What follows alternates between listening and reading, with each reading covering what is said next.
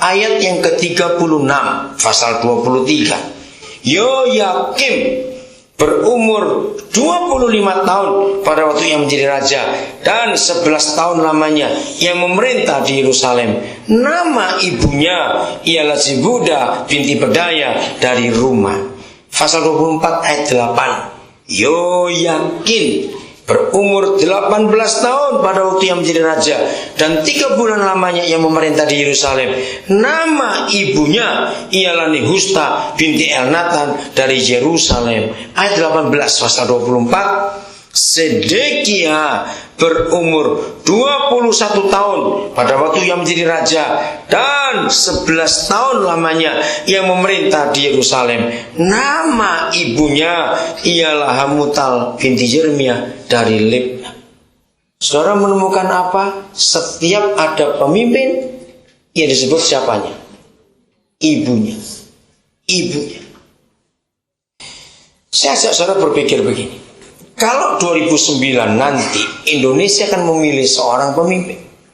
Amerika sudah pilih pemimpin November yang lalu. Banyak negara sudah ganti pemimpin berapa bulan yang lalu. Seharusnya pemimpin yang akan dipilih oleh negara manapun di tahun-tahun yang sekarang ini, seharusnya gereja mempersiapkannya paling tidak 40 tahun yang lalu atau 45 tahun yang lalu. Kenapa? Sebab misalnya kalau orang yang dipilih jadi pemimpin, saya ambil aja Barack Hussein Obama, tahun depan dia umur 47 tahun. Saudara, luar biasa. Umur 6 tahun. Jadi 41 tahun yang lalu dia sekolah di Indonesia. Pindah dari Honolulu ke Jakarta. Waktu dia umur 6 tahun.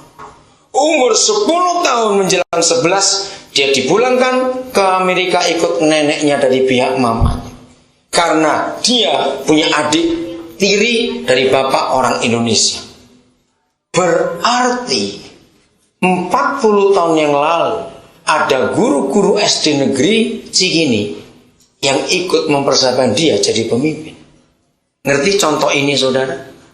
Maka itu kalau kita mau pilih presiden tahun depan, harusnya tahun 60-an awal atau 50-an akhir yang lalu gereja mempersiapkan untuk tunggu 40 tahun kemudian. Dan pribadi yang paling punya dampak untuk setiap anak sejak masih umur kecil adalah ibu. Satu kali saudara saya belajar begini. Hidup Musa dan hidup Samuel. Saya mantan guru sekolah minggu. Ya. Bahkan berapa bulan yang lalu saya masih diizinkan Tuhan memimpin KKR penginjilan anak-anak sekolah minggu. Saya sampai heran juga. Baru berapa bulan yang lalu. Nah, hati saya untuk anak-anak luar biasa. Kenapa saya katakan ini? Nah, sebagai guru sekolah minggu saya tuh mencari siapa guru sekolah minggunya Musa. Loh, kenapa? Saya tanya karena saya kagum. Bayangkan sejak umur 3 bulan, betul nggak? Sejak umur 3 bulan Musa pindah ke istana Firaun. Nah, ya. Jadi kalau 3 bulan masih bayi nggak? Masih kecil bayi. Sejak umur 3 bulan Musa hidup di istana Firaun yang isinya sihir semua. Begitu kita baca Ibrani 11, saudara, daftar iman Musa. Nah, sebagai guru sekolah minggu saya itu heran. Kok bisa imannya Musa nggak terpengaruh dengan imannya Mesir? Padahal saya umur 3 bulan tinggal di Mesir. Maka itu diantara tokoh-tokoh iman dari Henokh sampai para martir, Abraham saja kalah. Musa itu disebut paling banyak ayatnya. Abraham kalah. Ngerti maksud saya meneliti itu. Jadi saya tuh heran, siapa guru sekolah minggunya Musa kok bisa menanamkan iman sehebat itu? Saya nggak ketemu jawabannya. Sampai suatu hari ketemu kasus yang sama, Samuel. Masih ingat? Sejak lepas susu. Jadi kira-kira umur 10 sampai 12 bulan. Jadi belum setahun dia sudah dipisahkan dari ibunya. Siapa nama ibunya? Hana. Dititipkan ke Imam Eli. Ingat? Samuel punya berapa kakak angkat? 2. Kakak angkatnya baik atau kurang ajar? Kurang, bukan. Alkitab tulis kata dursilah. Itu bahasa Melayu kuno. Itu bukan kurang ajar. Kalau pakai bahasa Surabaya, buwejat gitu. Nah itu dursilah. Oke, buwejat. Nah yang saya heran, 2 kakak angkat tinggal satu rumah. Ayo secara logika Samuel harus ketularan nggak dengan dursilanya 2 kakak angkat ini? Harusnya ketularan karena itu manusia. Oh, saya kepotong tadi. Jadi gini, kalau anak binatang nggak usah diajar jadi binatang, dia otomatis jadi. Tapi kalau anak orang dari kecil nggak diajar jadi orang, pasti gedenya jadi orang-orangan. Catatan itu, nggak percaya. Maka itu yang mengasuh anak-anak itu penting. Nah dari 2 kasus itu saya itu mempelajari bagaimana Musa, bagaimana Samuel. Nah waktu saya bongkar Alkitab, Roh Kudus menunjukkan saya, kalau saudara baca nanti di rumah ya, antara hidup Musa dan hidup Samuel ada satu kata yang sama, kata menyusui. Musa sejak umur 3 bulan dicarikan oleh putri Firaun siapa bisa menyusui. Samuel sebelum dipisahkan dari orang tuanya disebutkan di 1 Samuel, maka Hana menyusui. Nah dari kalimat itu kita belajar saudara.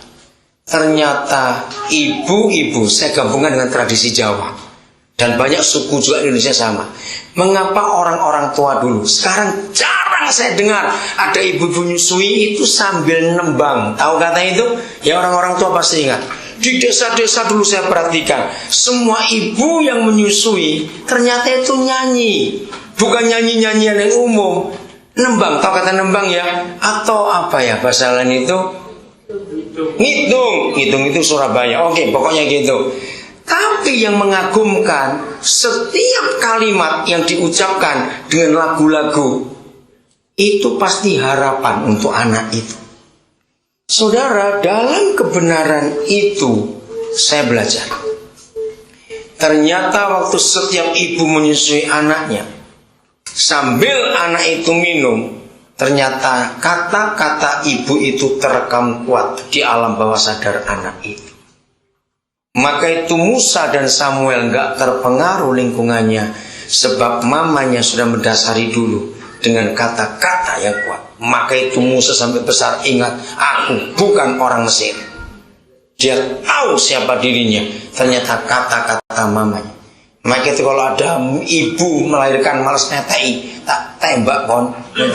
Itu kejam sekali itu. Sudah diberi karunia untuk menyusui anak, itu anugerah yang luar biasa. Sambil menyusui, masukkan firman Tuhan. Nah itu pengaruh mama sejak anak itu masih kecil. Setelah 7 tahun ke atas, baru peranan ayah itu nyata. Maka itu anak-anak semua pasti dekat dengan ibunya. Pasti. Anak-anak gak pernah jauh dari ibunya. Dan itu sangat indah saudara.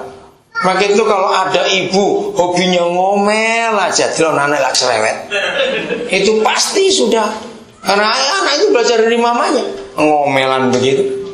Satu kali, saya lupa tahun 80 berapa awal, itu sekali-kalinya sampai hari ini gak ada lagi orang minta doa yang aneh gitu. Jadi satu hari datang ibu-ibu kepada saya, tolong kemudian doakan anak saya. Saya pikir sakit apa? Enggak, ini anak suka bengok-bengok, suka teriak. Terus itu mikir, doa apa suka teriak ini ya? Ya udahlah, saya juga nggak tahu, minta didoakan, saya doakan. Begitu saya mau berdoa, saya tutup mata, Roh Kudus bilang gini, jangan doakan anaknya, doakan mamanya. Loh kenapa? Karena mamanya suka bengok-bengok. Di rumah ada pembantu cuma di depan hidung, hoi, Pranio, itu loh. Nah dari kecil begitu anaknya belajar suka teriak-teriak.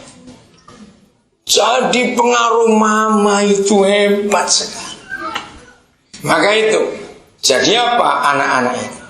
Barack Obama tidak besar dengan orang tuanya tapi dengan neneknya. Masih ingat Salah satu hari dia kampanye, dia harus tinggalkan kampanye, dia terbang ke Honolulu, masih ingat gak itu? Melihat neneknya.